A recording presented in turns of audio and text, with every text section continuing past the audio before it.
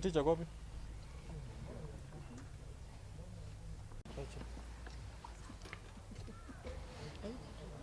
Copying it.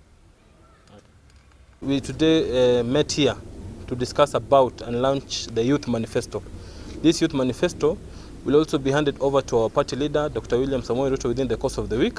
If women are going to be given 10 slots within the cabinet, the youth must also be given at least a ministry, a fully fledged ministry that is going to be dealing with the youth issues, the issues of unemployment, the issues of mental health, the issues of gender-based violence, and all those issues that affect the young people, together with the small and medium enterprises, because that's where young people are also.